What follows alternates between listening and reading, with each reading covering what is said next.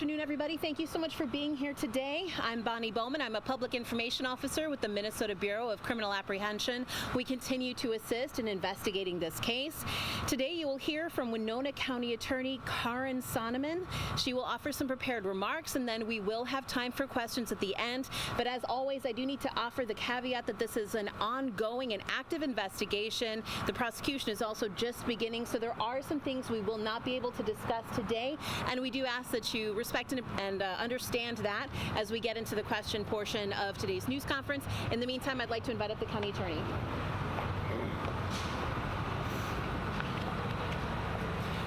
Good afternoon.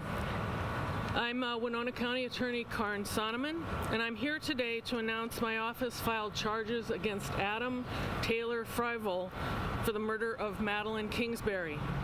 Behind me is the team from my office and some law enforcement, but the team from my office that I have assembled to prosecute this case. This includes Special Assistant Winona County Attorney Phil Prokopowicz, who I have hired to lead our prosecution team.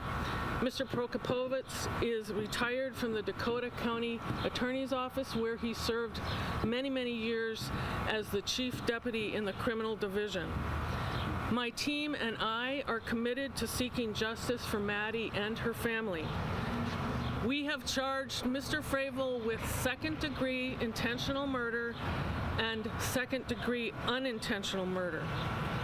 Some of you may be wondering why my office did not charge first-degree murder against Mr. Fravel at this time. Let me explain the law in Minnesota. In order to charge first-degree murder, a prosecutor must present the case before a grand jury, and the grand jury decides whether there is probable cause to support an indictment for first-degree murder. Because this case remains an active and ongoing law enforcement investigation, we may seek additional charges in the future. At this time, it's my understanding that Mr. Fravel remains in custody. The judge this morning set his bail at $2 million unconditional and $1 million conditional.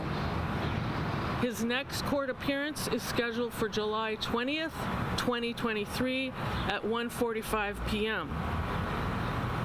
We know many of you are concerned for the well-being of Maddie's two children. They remain in Maddie's father's care and will stay there for the time being. The child protection case that my office is also handling remains open and active. A determination in that CHIPS or child protection matter will be made at a later date. We have heard from so many individuals how wonderful a person Maddie was. She had a bright future, and Mr. Fravel took that from her. By charging him today with her murder, we intend to hold him accountable to the fullest extent of the law. Thank you.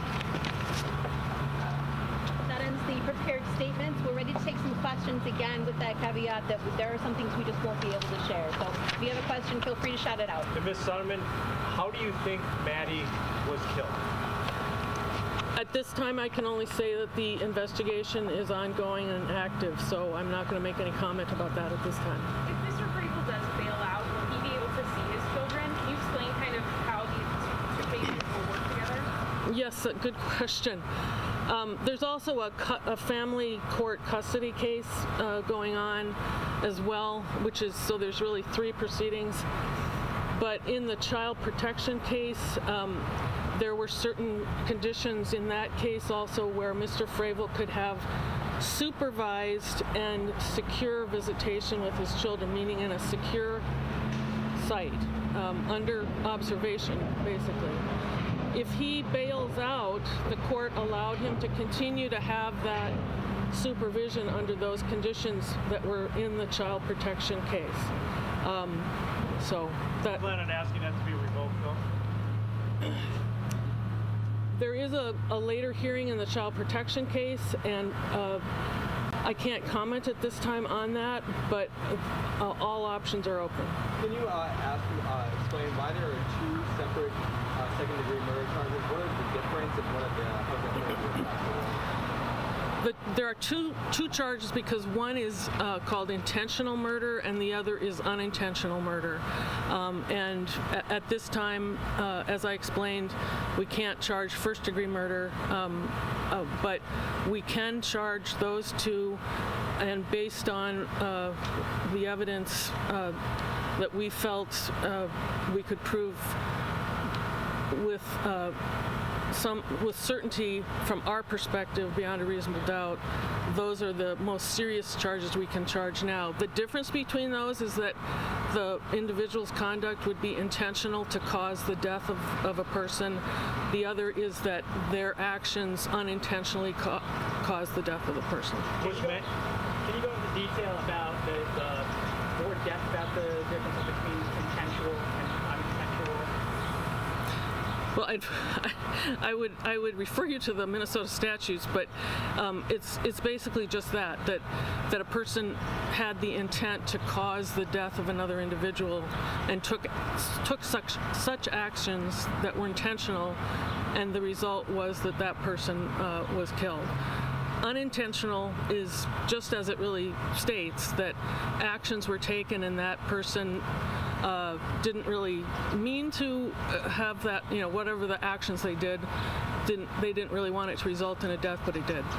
Was Maddie abused? You talk about during the Zoom hearing, your special prosecutor told the judge about Fravel mocking officers, making flippant comments. Could you shed a little bit more light on some of those interactions? I won't go into great detail, but what he was referring to was when as part of the child protection proceeding, the children were, he had the children, and if you've read the complaint, and please read the complaint because it's very detailed, it'll answer a lot of your questions. But as we put in the complaint, he went and took the children from the daycare and brought them to his parents' house. So at the time the child protection case was initiated, the children were with him in his parents' house in Mabel, Minnesota. And so part of the child protection case was that Winona County was taking custody of those children, and so social workers and law enforcement went to secure the children, and that's where some of those behaviors were exhibited by Mr. Fravel. Was Maddie controlled? And just a second. Here. Go ahead. Sure. In the press conference yesterday, you mentioned digital evidence that helped you locate Maddie's body. Is that the video footage that was outlined in the complaint, or was this something different? And if so, can you describe a little more? Well, and I think I didn't say that, Chief Williams. Sure, sorry. I see him standing. Yeah, but at this time, again, I can only say that this is an ongoing and active law enforcement investigation, and we have just started our prosecution. So there are instances in the complaint that refer to this. Was Maddie controlled and abused during their relationship by Adam Fravel? Again, our case is ongoing as far as law enforcement investigation, and what's in the complaint is what's in the complaint. And again, this is just the beginning of this case, and there's more investigation to do. But there may be additional charges. But again, first-degree murder can only be obtained through a grand jury proceeding. What happens after July 20th? It depends on what happens on July 20th. So, okay, so. We have time for a couple more. You can share. In the complaint, it mentions that someone matching Adam Fravel's description was nesting with the license plates on Madeline's van. Can you confirm this was him? And was he switching?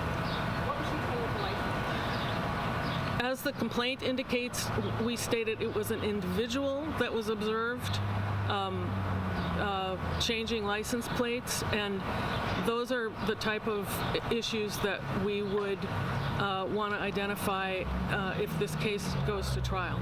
So, did he go straight to the spot where the body was eventually found, or did he go to the farm first? And there's an unaccounted for 45 minutes, it says. Again, our case and law enforcement is an ongoing investigation. It's still active, and those are issues that I can't comment on now. That's all we have time for. Charges come out of Fillmore County in terms of possibly moving the body, concealing it. I'm sorry, what? Additional charges in Winona County?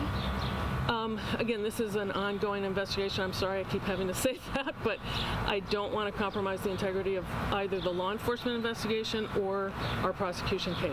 And that is Thank all we you. have time for today. Thank you so much. thank I you. do want to clarify, though, Lou, to your question, it's in the charging document, but the medical examiner's office did rule that the manner of death was homicidal violence. So it is in the charging documents. If you have read those, if you haven't, I highly suggest that you do. It adds a lot of context as to why these charges were presented and some more context to the case as well. And just for myself on a personal note, I want to thank you all for being out here. I know for many of you, it's a decent drive to get out here to Winona, and we really appreciate your continued coverage of this case. It has made a really big difference in keeping up the confidence and the spirits of the community as we continue to work through what is a really difficult case and prosecution and ongoing investigation, as we've said. So thank you again so much all for being here. Yes, thank you all.